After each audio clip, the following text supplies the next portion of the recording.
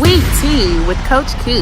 Let's just get down to it. Welcome to Sweet Tea with Coach Key. Coach Key. Sweet Tea with Coach Key. Real life stories of inspiration, perseverance, and prosperity. Turn your radio up as loud as possible. Sweet Tea with Coach Key. I hope you had your teacups ready because she has the sugar. Nothing like a cup of brown sugar to sweeten my day. Now let's enjoy some Sweet Tea with Coach Key. Sweet Tea with Coach Key.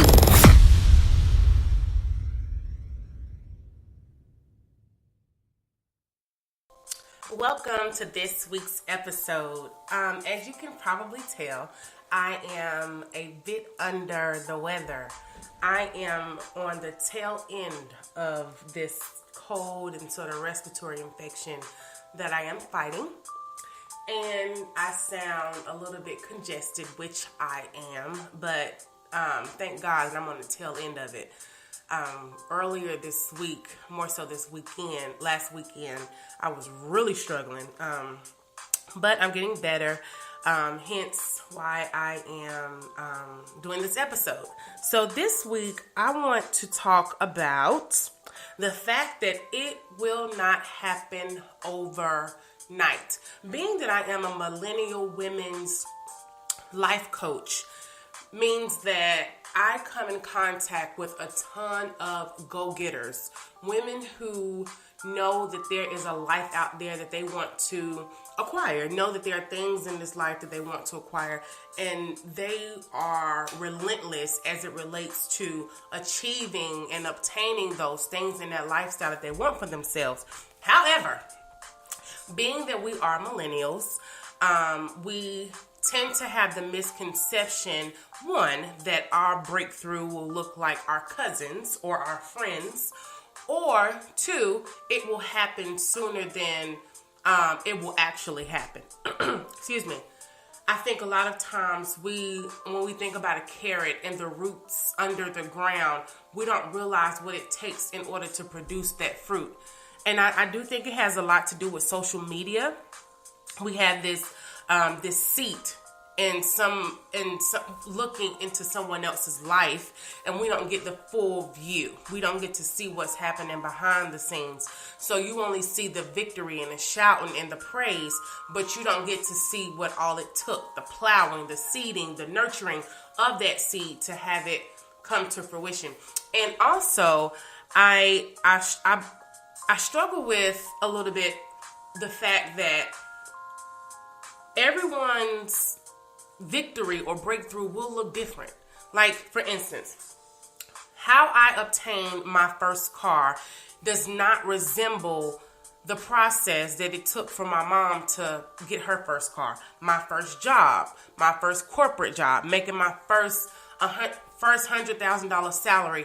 It didn't happen at the same time as my cousin. It did not happen the same time. It did not happen the same way. We were not the same age. We did not live in the same place. We did not meet the same people. We did not have the same struggles. We did not work for the same company. All of these things are different.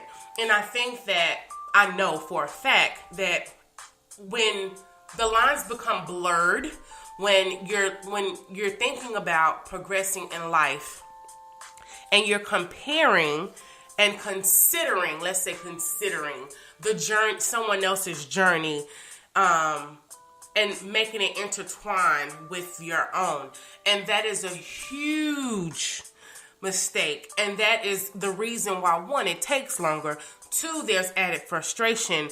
And three, it's not, you don't hold that same momentum that you have in the beginning, because in the beginning you're like, oh, it's going to happen. I'm going to sow this seed. I'm going to do what I need to do. I'm going to go back to school. I'm going to work this job. I'm going to work overtime. I'm going to, all these things. But when you're steady plowing in the field, so to speak, and you're not seeing that thing come to pass, you get discouraged, and it may not be, it hasn't produced what you thought it should produce by this time. But one thing's for sure, and two things for certain. God's will always trump your will and your way. You may see yourself married and be a millionaire by the time you're 35. If that's not what's in God's plan for your life, it is not going to happen. Step one in progress and breakthrough is being acceptant to God's will for your life. When you don't get what you see, you trust that what you got is better for you than what you thought you needed at this time in your life. That is the peace and rest assurance, if that's even a word, of loving and trusting God's will and his way in your life. The Bible says that his ways are not our ways. His thoughts are higher than our thoughts. If you're only looking at what you want compared to what your friend has, compared to what the other person on social media has, and you're going to do exactly what they did for what you see they did to get what they got, that's automatically setting yourself up for failure, because what they have and where they are may not be God's plan for your life. And let's say it is. Let's say that you are into real estate and you look up to someone on social media or someone that you know that's in real estate. I guarantee you, your story and their story is not going to resemble one another, because your book is your book. Your book is going to have your story. Their book is going to have their story. And again, it will not happen overnight. And I think we have this GPS mentality. But with that thought, when we think about a GPS, we get in a car, we put the address into the GPS, and it tells us how long it takes to get there, what the route looks like, whether it's green, sort of easy drive, yellow, a little bit of congestion, or red with a ton of congestion. It'll let you know on that route getting to that specific destination. However, that GPS can also reroute you. The way could be green, but it could turn yellow. It could also turn red. It could be red and then turn green based on the traffic patterns. If there is another way for you to go, the GPS will populate an alternative route. And I think that we don't have that mindset. I know I didn't. When I used to be comparing my life to other people's who I admired. It was innocent, I just appreciated the life that they had achieved for themselves, and I wanted that for me too. But what I soon realized was, no matter how much I wanted that thing, I had to, come to the conclusion, why do I want it? Is it as innocent as I'm thinking it is? Or am I just wanting this because it looks glamorous and glitters and looks like gold? Or if this is something that is really, really deep down inside of me that I want to see come to life, and does it give me life? And it took a while. It took a while. And what I soon realized is that I needed to fast and pray on the process that I was taking myself through to get a life that someone else had. I had made a ton of mistakes in my life. As we all know, I am a 2-time teen mom. So, of course, my load looked different from a lot of people that I knew that were successful. And I had to take that into consideration. And it was a hard pill to swallow. You don't have the same advantages, so to speak, that someone else has who does not have children. And my struggle and my hardships look different. It doesn't mean that they didn't have it. Mine just did not resemble theirs. And I had to come to the realization that my goals and my dreams and the things that I aspire to do and be in my life will not happen overnight.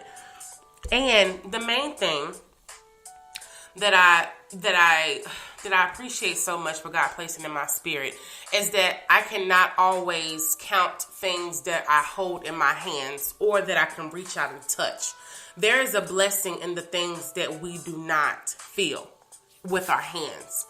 There's a blessing in the wisdom. There's a blessing in the experience. There's a blessing in relationships, people that you meet along the way. There is value in the knowing of God's character. The more each day that I wake up, I'm turning the page on getting to know my Father better in a different way, seeing the way that he moves and the things that he does in my life. And that is something that cannot be discounted. And I feel like a lot of, I know for sure, I'm going to stop saying I feel like, I know for sure that is often discounted with this generation. If it don't make me money, if it's not putting some dollar signs in my account, if I'm not getting a new car, if I'm not getting a Gucci bag, if it's not something that I can post on Instagram, it does not matter. And that is the furthest from the truth. And if that is the way that you're thinking, we need to pull back and we need to have a reality check. Because if that is the way that you see your life, if it don't make money, it don't make sense, that will be the downfall or the pullback of you breaking through the barriers that are preventing you from your breakthrough. I hope that this has blessed you. I know that I sound super duper congested, but I'm trusting God for my healing. I already feel better than I felt, again, the earlier last week. I hope that you just take the time and really, really calculate all of your wins and not just the things that you can hold in your hands. Take care. I love you, and I'll be back next week.